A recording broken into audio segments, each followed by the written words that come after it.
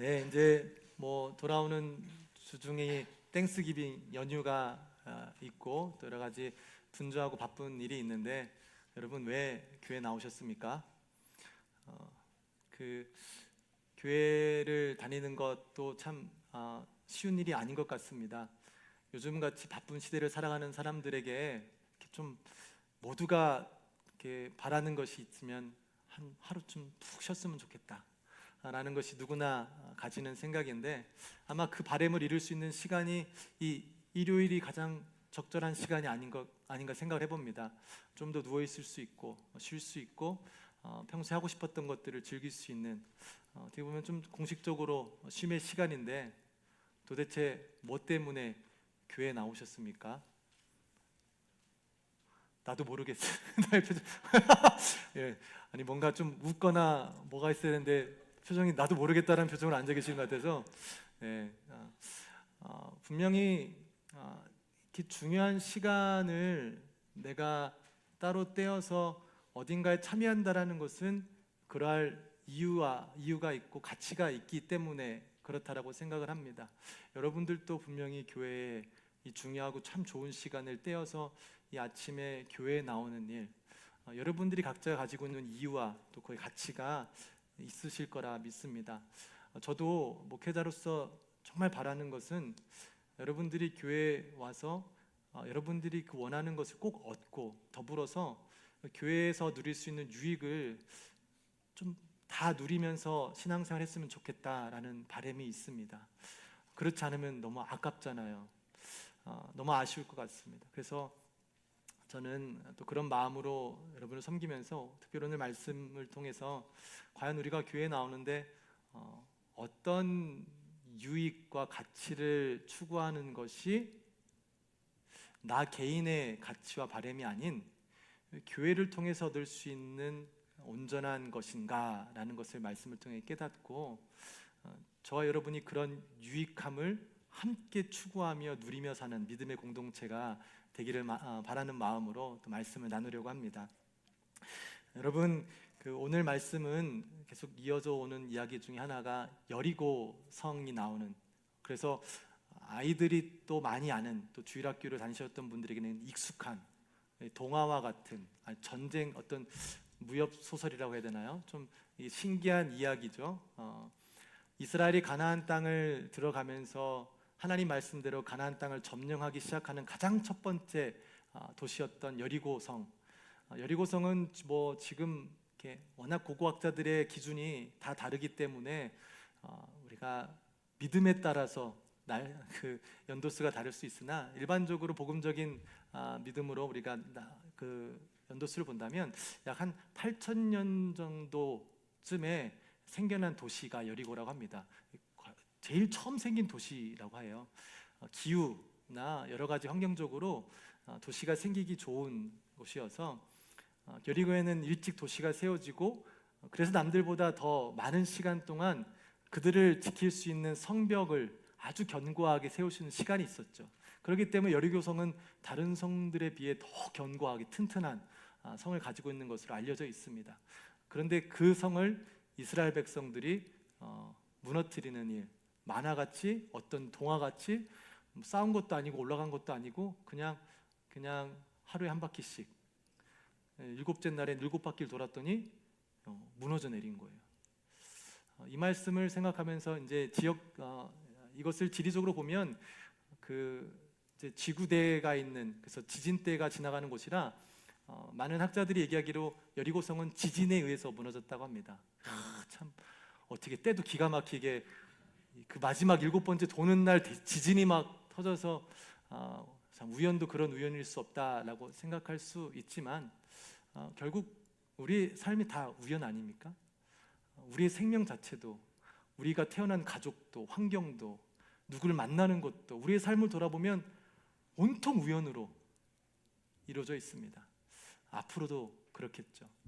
그런데 그 우연이 아무런 질서 없이 의미 없이 일어난다고 믿는 사람들은 참 의미 없는 삶을 살아가는 것이지만, 그 우연이 단순히 일어나는 우연이 아니라 질서가 있으시고 또 의미를 가지시는 창조주 하나님께서 그 뜻 가운데 그 모든 것들을 이루신다고 믿는 자들은 그것이 우연이 아니라 만물을 지으시고 온 만물을 주관하시는 하나님의 섭리라고 믿고 사는 것입니다.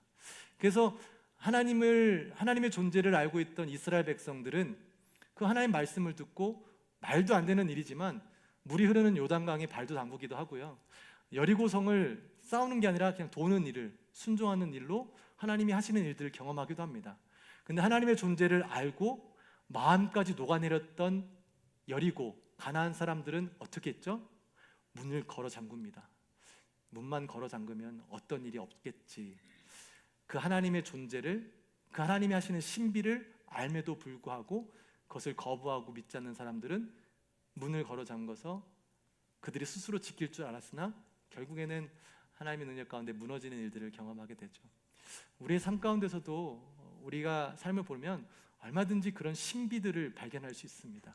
근데 그 신비를 우연히 넘기게 되는데 하나님 믿는 자들에게는 그것이 우연이 아니고 그 어떤 것도 우연이 없는 것이죠. 이스라엘 백성들은 그 하나님의 섭리 가운데 하나님의 놀라운 능력을 경험하고 여리고성이 무너지고 이제는 그들이 나설 때입니다. 하나님께서 병을 무너뜨려 줬으니 이스라엘의 백성들이 그들에게 쳐들어가 모든 것을 불사르고 점령하는 일이 남았습니다. 전쟁을 경험해 보진 않았지만 얼마나 긴박하겠어요. 막 정신이 없겠죠. 벽도 무너지고 막 사람들 막 60만 명의 군인이 이스라엘에 있었는데 막 그 수많은 사람들이 막 몰려가면 이 정신없는 이 상황 가운데 이스라엘의 리더였던 그 여호수아가 명령하는 그 가장 첫 번째 내용이 무엇이었냐면 기생 라합을 구하라. 참 멋있을 수도 있지만 생각해 보세요. 그 전쟁통에 어떻게 해서든 누구 불불 가릴 거 없이 그냥 무조건 다 덮어도 이게 시원찮을 판에 이름 모를 한 여인과의 약속을 지키기 위해서 이 전쟁을 시작하면서 가장 먼저 했던 것이 그 라합과 라합의 가족들을 지켜내는 것이었습니다.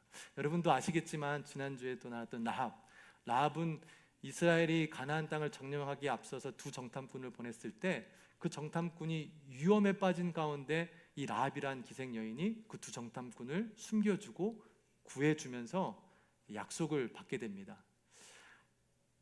우리 사람들은 너희 하나님 때문에 마음이 다 녹아내렸다. 근데 나는 너희 하나님을 나의 하나님으로 믿는다. 그러니 너희에게 분명히 하나님께서는 이 땅을 주실 것이다. 그때 나를 기억해서 내가 너에게 은혜를 베풀었으니 나와 내 가족들을 좀 살려달라 하고 약속을 맺고 그들을 보내게 됩니다. 근데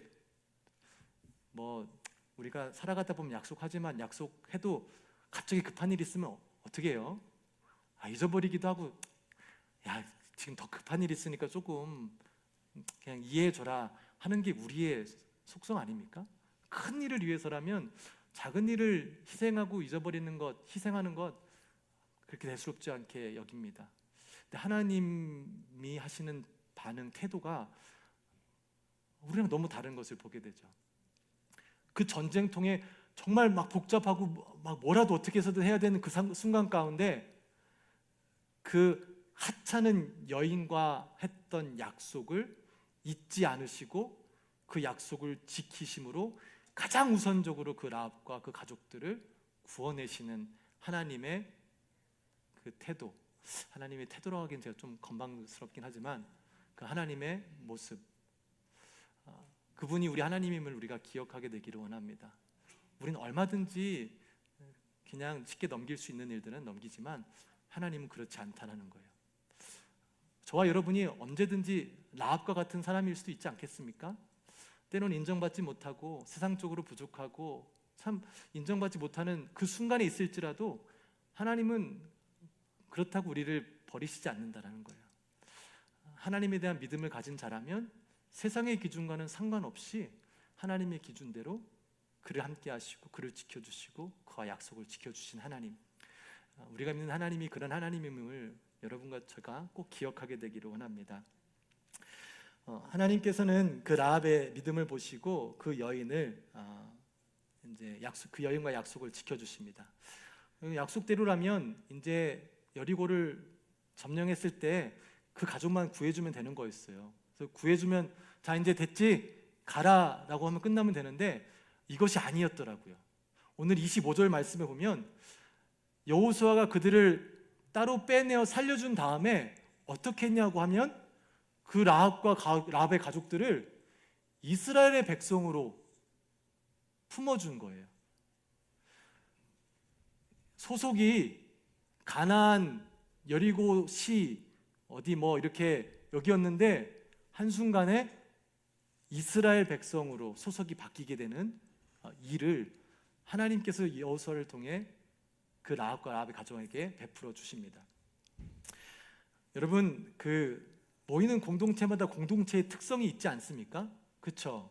뭐 교회를 오면 교회의 특성이 있고, 직장을 가면 직장의 특성이 있고, 옛 친구들을 만나면 옛 친구들만의 어떤 그 공동체의 특성이 있으며, 각 가는 곳마다 그곳의 특성이 있고, 그곳이 같이 공유하는 가치가 있고, 그 안에서 어떠한 법이 눈에 보이든 안 보이든 그 안에서 그것을 지켜주는 법이 존재하고 있습니다.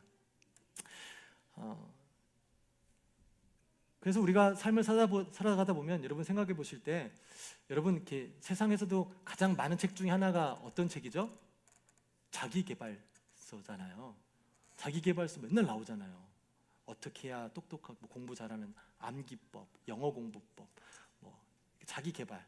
우리는 부단히 자기계발을 합니다. 열심히 공부해서 좋은 대학에 가고, 좋은 대학 가서 좋은 직장 구하고, 좋은 직장 구해서 좋은 사람 만나고, 좋은 가정 꾸리고. 자 보세요. 나는 나를 훌륭하게 개발하는데 그게 뭐를 위해서 하는 거죠? 좋은 공동체에 속하기 위해서 하는 거예요.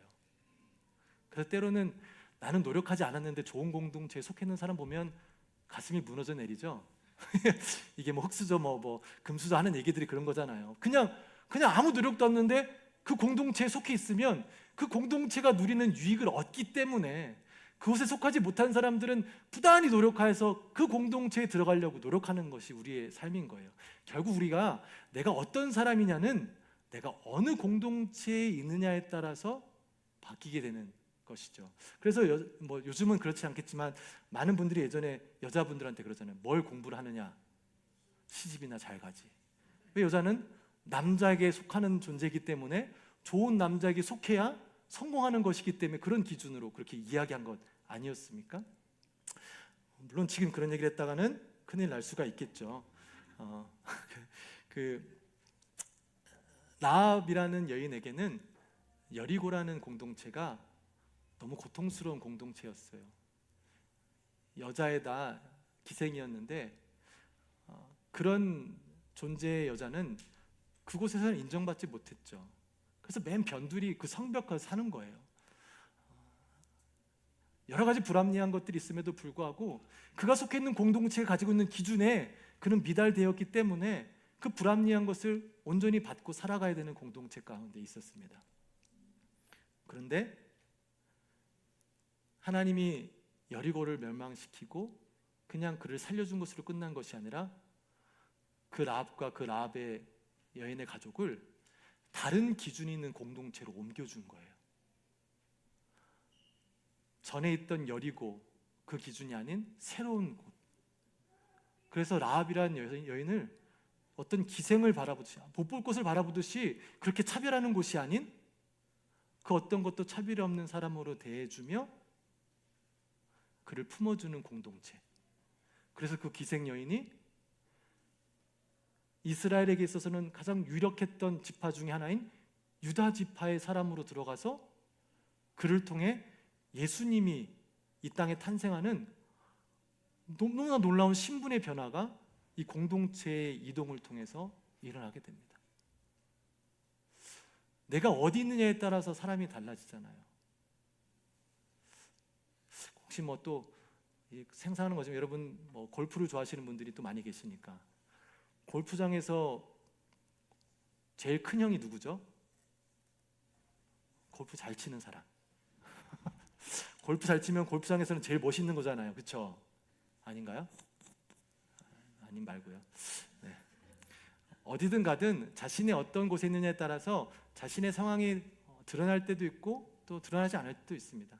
우스운 얘기지만 저도 예전에 말씀드렸지만 예전에 결혼하고 나서 저희 아내를 데리고 저희 고향에 갔을 때 아내가 저한테 얘기한 게 자기는 서산의 프린스야? 라고 했던 얘기, 이제 비웃음을 당할 얘기이지만 왜 그러냐면 제가 밖에서 보면 쭈글쭈글하고 그냥 가진 것도 없고 사람들이 인정하지 않는 모습이었는데 제 고향에 갔더니 막 가는 사람들마다 만나는 사람들마다 저를 알고 저에게 와이프 잘 만났다고 얘기하는 게 아니라 와이프한테 제 자랑을 해주는 거예요. 그러니까 얼마나 기분 나쁘고 속상하겠어요. 자기가 결혼해 준 건데 오히려 이제 저의 칭찬을 들으니까 자기는 서산의 왕자인가 봐 막 이렇게 얘기를 하는 것처럼 제가 밖을 가면은 그렇게 인정받지 못해도 제 고향에 가면 그래도 제법 인정받는 사람입니다. 이렇듯 우리는 어디에 있느냐에 따라서 사람이 내 자리가 누군가에 인정받기도 하고 인정받지 못하는 일들이 있죠. 하나님께서 라합에게 내가 너를 살려주겠다라고 해서 단순히 그 전쟁에서 그 죽음에서 구원해 준 것으로 끝나는 것이 아니라 그 여인의 소속성을 여리고에서 이스라엘로 옮겨주시면서 이 여인의 삶을 완전히 바꿔주신 거예요.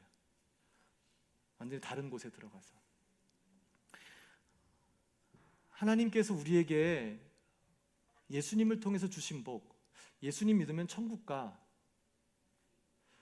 예수님 믿으면 천국 가, 너 죽은 다음에 천국 가야 될 거 아니야 라고 이야기를 하면서 우리가 그 천국을 향해서 신앙생활 하지만 하나님이 주시는 선물이 그게 다가 아니라는 거예요.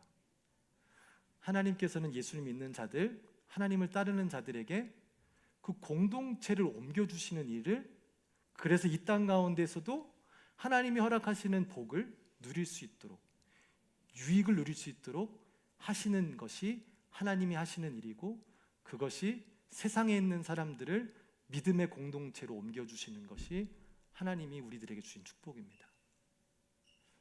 세상의 가치, 세상의 어떤 이치를 따르는 것이 아니라 완전히 다른 가치를 따르는 사람들이 모여 있는 거예요. 그래서 그 안에서는 세상에서는 따로 버림받기도, 아니 세상에서 어떻게든 내가 한 자리로 차지하기 위해서 경쟁하며 싸우고 힘들게 정말 박터지게 살아가는데, 거기에 살던 사람들이, 이 믿음의 사람들이 곳에 왔더니 여기와는 정말 다른 기준으로 다른 사람들과 함께 살아갈 수 있는, 그것이 믿음의 공동체이고 그것이 우리가 지금 예배를 드리는 교회의 공동체의 온전한 원래의 모습입니다.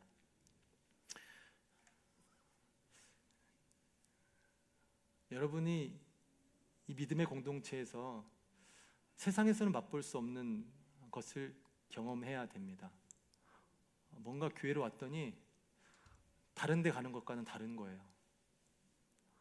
너무 반갑고 다른 데서 느낄 수 없는 분위기를 느끼는 곳이 바로 믿음의 공동체가 온전히 누려야 되는 것입니다.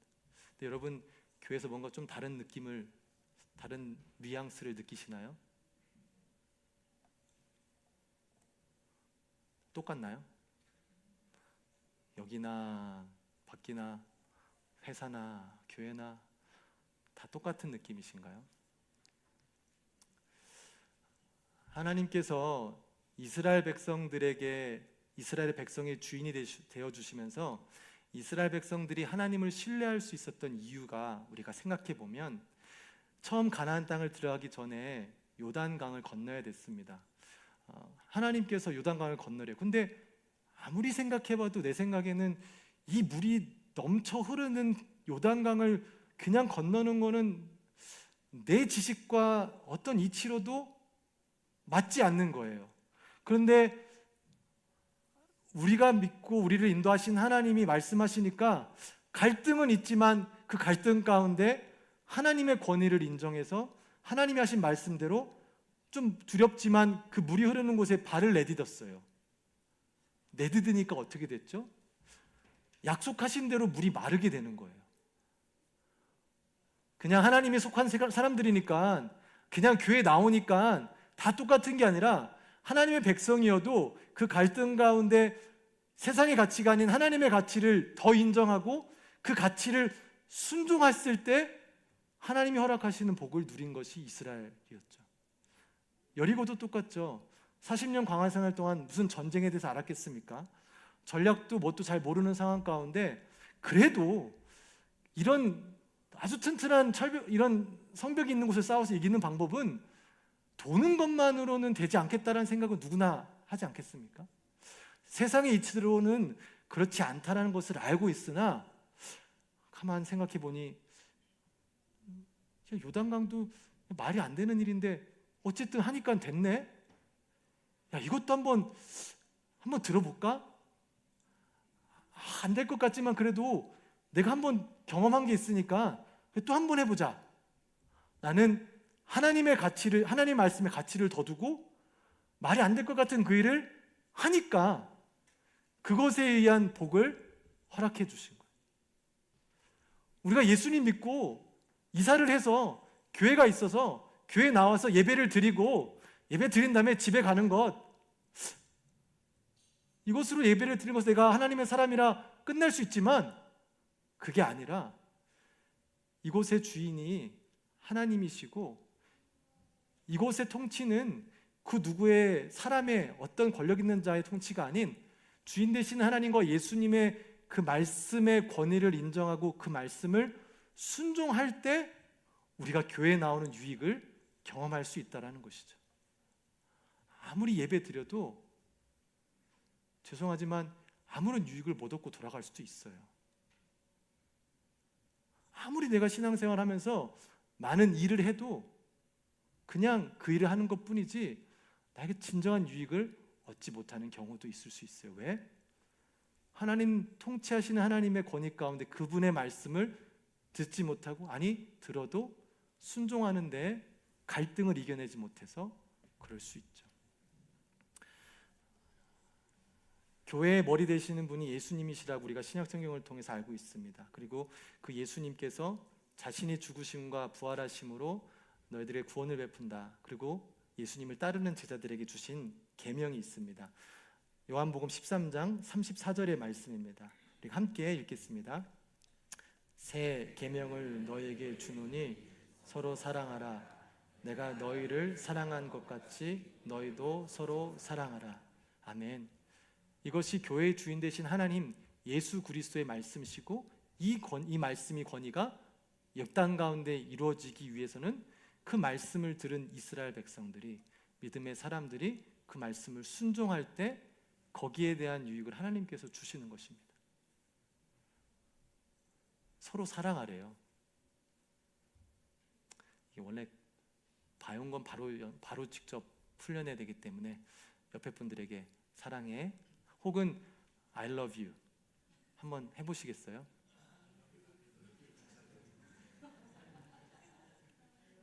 네. 네. 네. 정말 어색하고 힘들죠. 차라리 욕하는 게 더 편할 수 있으신 분들도 있으신가요?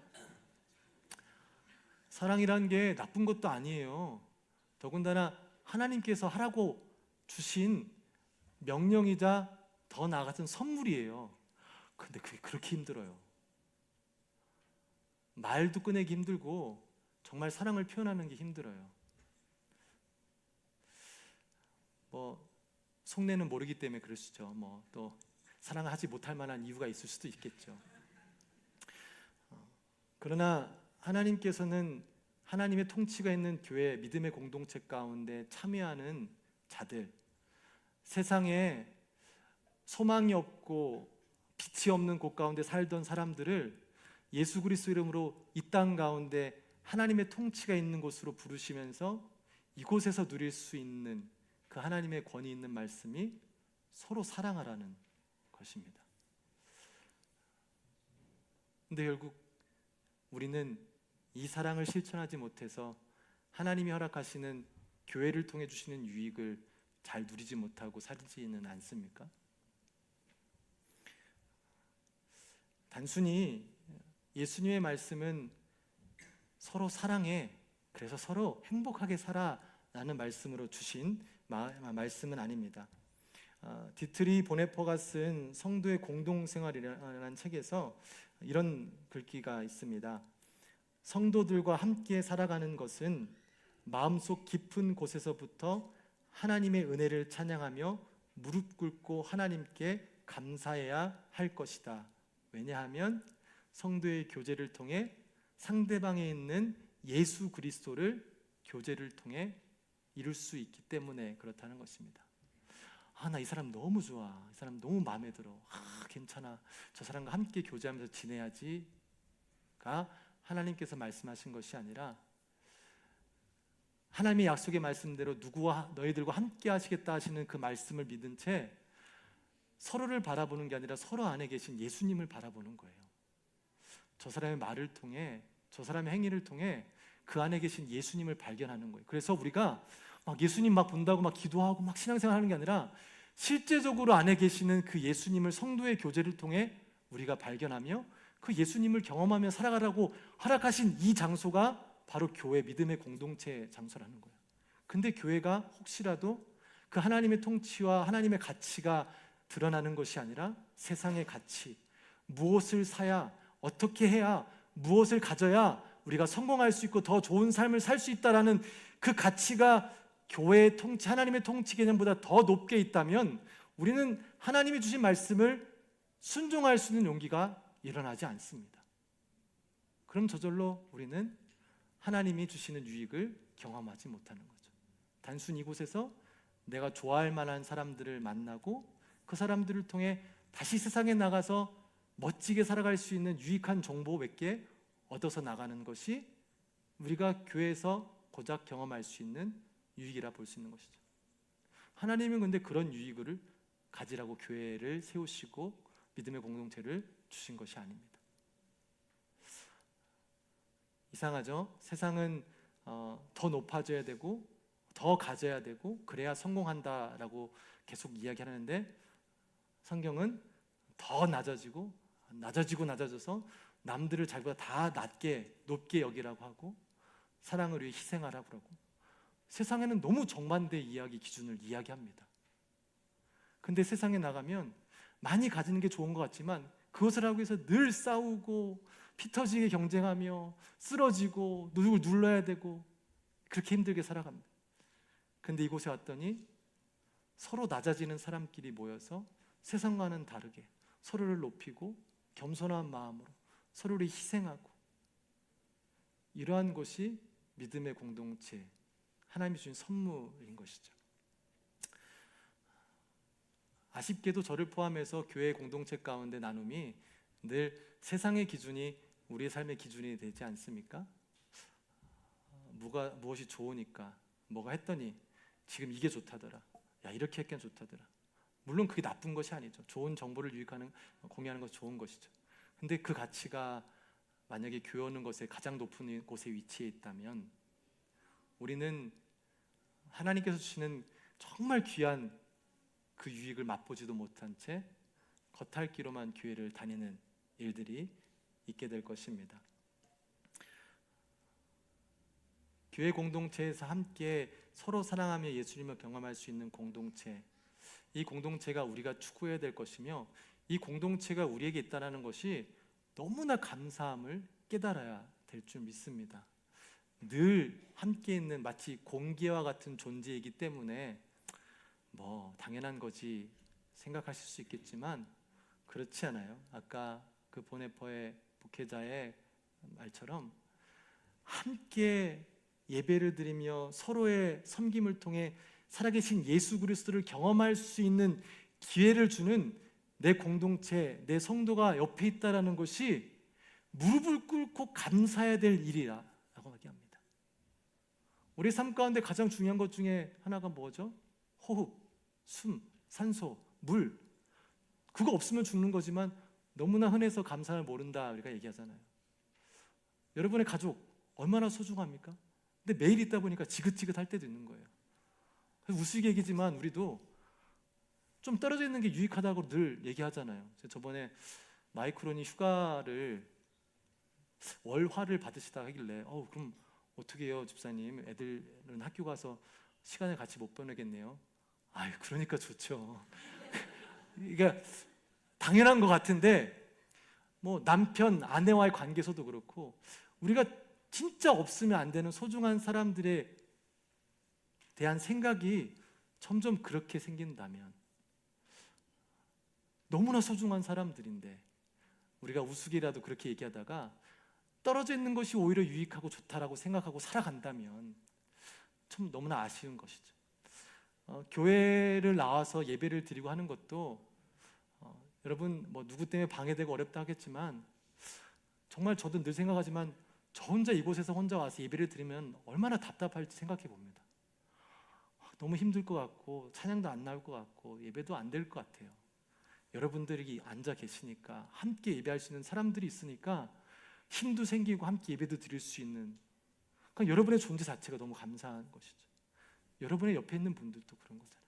옆에 당신이 있으니까 내가 또 교회를 나올 수 있고 함께 예배를 드릴 수 있는 이 감사가 늘 표현돼야 되는데, 그래서 사랑이 표현돼야 되는데 그것을 하지 못하니까 그것을 하는 사람에게 함께 계시는 예수 그리스도 성품이 드러나는 것을 우리가 경험하는 일이 점점 없어지는 거예요. 그래서 가정에서도 계속 표현을 하셔야 돼요.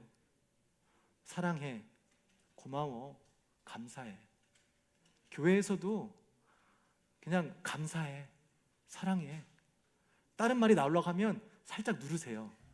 그리고 그냥 다 대신 사랑해, 감사해. 그게 여러분 안에 계신 예수님의 성품이 드러나는 거예요. 그리고 그것을 통해 상대방이 예수님을 발견할 수 있는 일이 일어나게 되는 거예요.